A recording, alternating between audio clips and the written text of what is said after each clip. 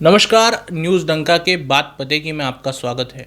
जनता पक्ष से भारतीय जनता पार्टी तक का सफर तय करने के बाद 3 सांसदों से 303 सांसद और एक ही प्रधानमंत्री के तीसरे कार्यकाल में आने के बाद भी आज भाजपा अपनी विचारधारा से भटकी नहीं है। न अपनी विचारधारा को इन्होंने पलटकर किसी किस्म की नीति को अपनाया है। किसी भी सूरत में अपने तत्व और विचारधारा से समझौता न करना ही भाजपा की असली शक्ति है और यही उनकी सफलता का राज है। इसी कारण से वो आज न केवल देश की बल्कि विश्व की सबसे बड़ी पार्टी बनकर उभरी है और इसी का नतीजा है कि आने वाले 2 दिनों में वक्फ बिल में संशोधन करके एक बिल लाया जा रहा है जिससे कि भारत के गरीब वक्फ जैसे ड्रैकोनियन लॉ से अपना छुटकारा करवा सकते हैं। पर क्या काम पूरा हुआ है? नहीं, ये बस एक शुरुआत है।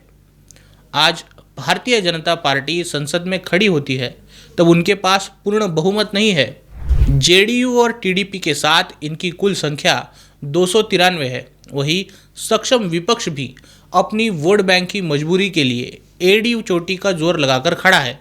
कांग्रेस की बात करें तो भारत के बंटवारे से लेकर वक्फ बोर्ड को निरंकुश शक्तियां, शरिया कोर्ट्स के अधिकार, ये सब रायता कांग्रेस ने मुसलमानों की दीवानगी में ही फैलाया था। सपा और आरजेडी तो मुस्लिम तुष्टीकरण के जरिए ही राजनीति में बनी हुई है। वही द्रविड़ पार्टियां इस देश के संविधान से ऊपर अपनी पार्टी को समझती है। ऐसे में इन पार्टियों से वक्फ संशोधन बिल का समर्थन मिलना मुश्किल ही नहीं, नामुमकिन है। लेकिन जिस शिवसेना को हिंदू हृदय सम्राट बाला साहेब ठाकरे ने कांग्रेस के मुस्लिम तुष्टीकरण की राजनीति का और मुस्लिम कट्टरपंथ का विरोध के चलते एक कट्टर हिंदुत्ववादी ऐसी शिवसेना को खड़ा किया, आज उसी पार्टी के नेता इस बिल का विरोध कर रहे हैं। जब शिवसेना उद्धव ठाकरे गुट को पूछा गया कि उनका इसमें स्टैंड क्या है, जिस पर शिवसेना शुरुआत में तो बचते आई, लेकिन संसद में शिवसेना यूबीटी के नेता अरविंद सावंत ने जिलेबियां तलकर आखिर में बिल का विरोध ही किया। उन्होंने इस मुद्दे को हिंदुत्व का मुद्दा मानने से इनकार करते हुए दिखा दिया कि शिवसेना यूबीटी में केवल उद्धव ठाकरे ही नहीं बल्कि सभी नेताओं की रीढ़ की हड्डी में प्रॉब्लम है।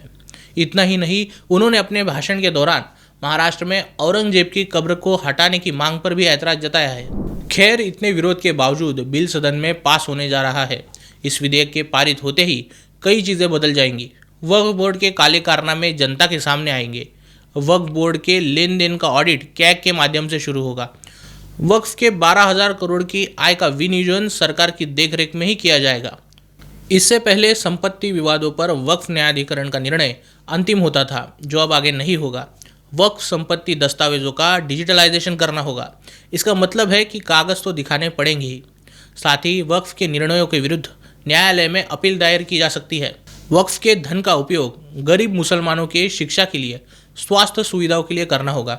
ऐसे कई सकारात्मक परिवर्तन इस बिल के पारित होने से होने जा रहे हैं। मुसलमानों का तो पता नहीं, पर हम हिंदुओं को सौगात मोदी ज़रूर मिलने जा रही है। कुछ चीज़ें और भी होनी चाहिए थी जो नहीं हुई है। वक्फ की हड़प की संपत्तियों को वापस पाने का कोई प्रावधान इस बिल में शामिल नहीं है। गैर मुस्लिम ट्रस्ट के व्यक्ति की संपत्ति के विरुद्ध दावों पर रोक लगाने वाला कोई भी खंड इस बिल में शामिल नहीं है। लेकिन ये सब आगे पीछे की बातें हैं। आगे चलकर भाजपा ऐसे प्रावधान बिल में ज़रूर ला सकती है। हालांकि ये सोचने की बात है कि 2014 से पहले संसद में ऐसा कानून पेश होने की कोई कोशिश भी नहीं कर सकता था। इस सरकार ने वो किया है जो किया ही नहीं जा सकता था। वक्फ बोर्ड का प्रशासन एक मुल्ला द्वारा चलाया जाता था। कठमुल्लों और मुल्ला मौलवियों के चंगुल से वक्फ को मुक्त कराने का प्रयास इस सरकार ने संविधान के दायरे में रहकर किया है। हालांकि आज मोदी जी 400 पार की सरकार के साथ संसद में होते तो ये प्रावधान, ये बिल, ये सब दूर, इस व्यवस्था को, वक्फ को ही उखाड़कर फेंका जा सकता था। लेकिन कम संख्या के बावजूद इस बिल में संशोधन लाकर एनडीए की सरकार ने कम से कम बाकी ज़मीनों को बचाने की व्यवस्था की है। इसीलिए हम कह सकते हैं चलो कम से कम शुरुआत तो हुई है। वीडियो अगर अच्छा लगा हो तो लाइक कीजिए। वक्फ बिल पर कुछ कहना चाहते हो तो कमेंट सेक्शन खुला है और वीडियो को अपने दोस्तों के साथ ज़्यादा से ज़्यादा शेयर कीजिए। न्यूज़ डंका हिंदी को सब्सक्राइब कीजिए। मिलते हैं अगले वीडियो में किसी नए मुद्दे के साथ। तब तक नमस्कार।